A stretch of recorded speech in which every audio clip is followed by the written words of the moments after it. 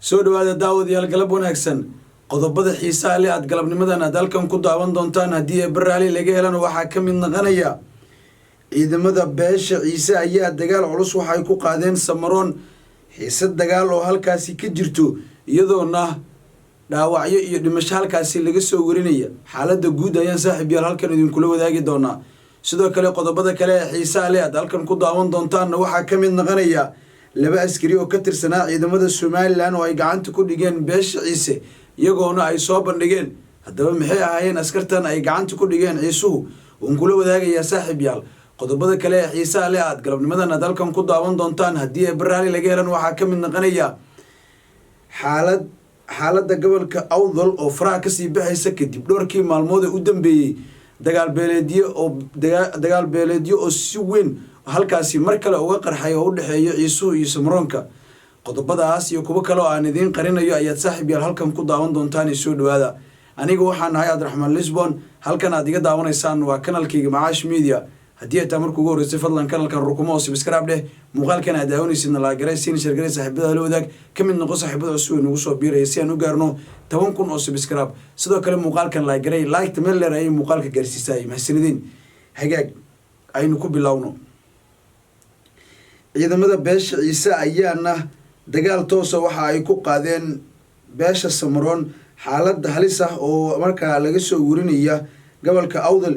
iyo dhowrkii cisho u dambeeyay waxa socday dagaalkan oo si laba kacleynay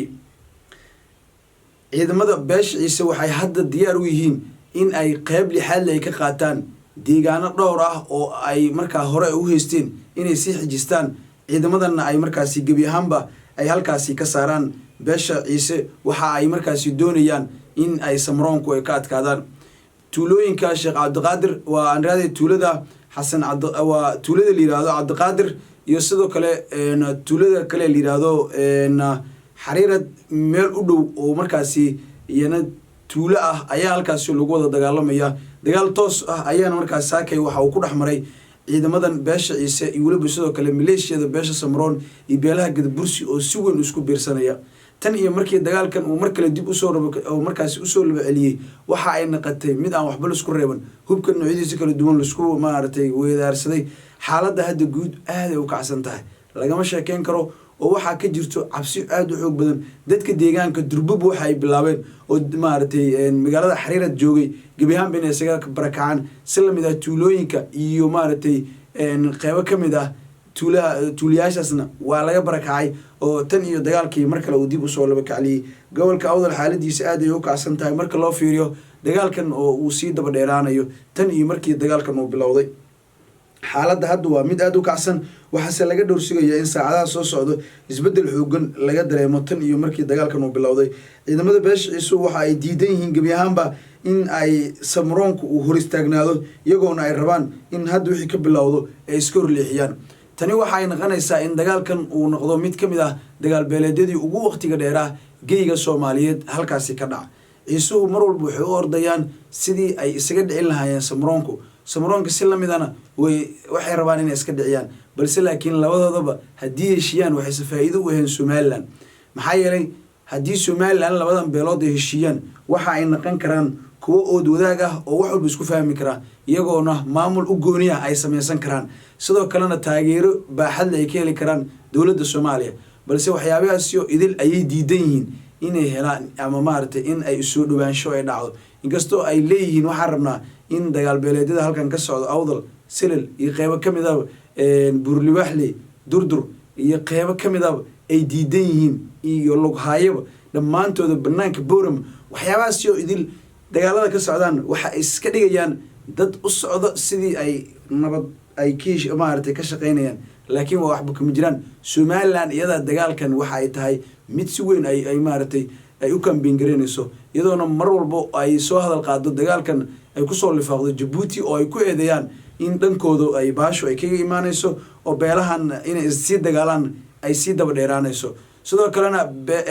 Jabuti way iska diideen arrimahaasi oo idil oo hadda maartay loo xaqlinay inay ka shaqeynayaan dagaalkaasi inay sii horanayaan colaadahaas gabi ahaanba way iska biri diideen oo way diideen inay qayb ka qaadanayaan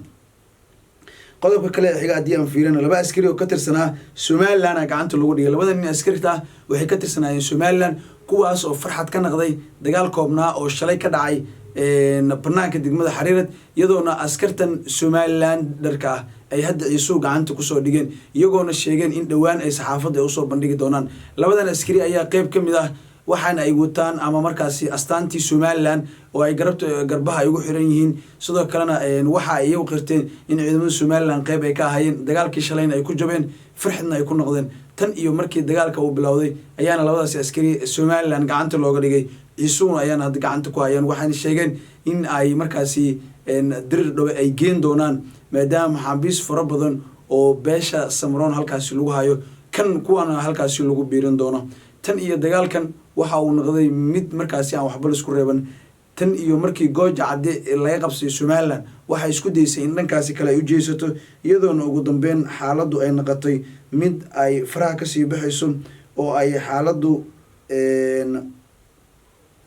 si akirnaanayso waxaase markaasi la rajeynayaa in xaaladdu ay hadda sii noqoto mid soo hagaagto balse laakiin way kasii daraysaa hadda laba askari maadaama hadda laga sii qabsay Somaliland waxaa sii dhici kartaba in sheekadu ay sii dheeraato Ciise waxa ay sheegeen cid ay ka gambanayaan ama cid ay ka cabsanayaan aysan jirin waxay sheegeen inaysan Jabuti hub ka helaynin meel kalena ay hub ka helaynin dadkoodii deegaankoodii inay tashteen sidii ay deegaankooda u difaacan lahaayeen ayayna warbaahintu u sheegeen mar walba oo ay la hadlaan balse Somaliland waxay markaasi ku meereysanaysaa inay mar dhadaan Jabuti wax siiya mar Ethiopia mar dawlad deegaanka mar buux ay sheegaan balse laakiin Ciise ugaaska guud ee Besha Ciise ugaas Mustafa Cabdi Ibrahim Gabiyahan buu diiday hadaladaasi wala bisoo kale eedeemadaasi loo jeedinayay dawladaha ay dariska yihiin Besha Ciise oo Ethiopia iyo marka ay kamid tahay Jabuti qodobkeena ugu dambeeyana daawadayaal haddii aan eegana xaaladda guud ee gobolka Awdal oo faraha ka sii baxayso waxa tan iyo bishii barakeysneed Ramadaan markii laga soo gudbay xaaladda aad ay u kacsan tahay maalin walba waxa la maqlayaa rasaas iyo maaragtay weerar kala duwan oo isku qaadayaan beelaha Samaron Ciise Somaliland iyadoona ay arintu ay noqotay dagaalkii saddex geesoodka ah Ciise lama heshiisano Somaliland sidoo kale lama heshiisano Samaronku Somaliland si lamida Ciise iyo Samaronku lama heshiisano Samaronkana Somaliland Ciise lama heshiisano dhamaantooda waa dowraan ila jiitil yimiin hadii inta la aado waa inta hadii dowraan ila jiitil yasaar la dhaana waa yasaartii leewa macna yimiin yasaar leewa marka xaaladana waxay markaasi dhibaato iyo walwal ay ku tahay dadka deegaanka halkaasi dega dadkan waa dad olwadaaga iyadoona markaasi deegaanadan looga baaqay culimada waa maaragtay waliba sidoo kale wax garadka oqaasha iyo salaadiinta nabadoonada gabiyahaantooda hore ugu hadleen iyagoona markaasi la rabay in xabad joojin maaragtay lagu dhawaaqo hadda wax yar ay u soo dhawaadeenba markan waxa la islahaa maadaama dagaal laba bilood aan dhicin oo la leeyahay shir ama maaragtay hordhaca la gaaray wada heshiis hordhaca la gaaray iyadoona markaasi ay xaaladdu ay noqotayba iyadoo taa lagu ogogasanaa mar qura la isku baxsaday oo dhibaatooyin la isgaarsiiyay marka xaaladda guud hadda gobolka Awdal aad ay u kacsan tahay aynu u qasan tahay dhowrkii bilood u dambeysay inkastoo ay degneed oo maysan martigelin dagaal iyo dhiig hadda way si markaasi ku sii shaqeysaa oo hore ay maartay u hulcaysa daawade haddii dalkan la soo gaartay waxa tahay qof kale wanaagsan waxaan asli kaaga codsanaya inaad kanalkayga soo subscribe garisid muuqaalkan la garay si share garay saaxiibada la wadaago ku meesantiin daawashada muuqaalkan meesanidin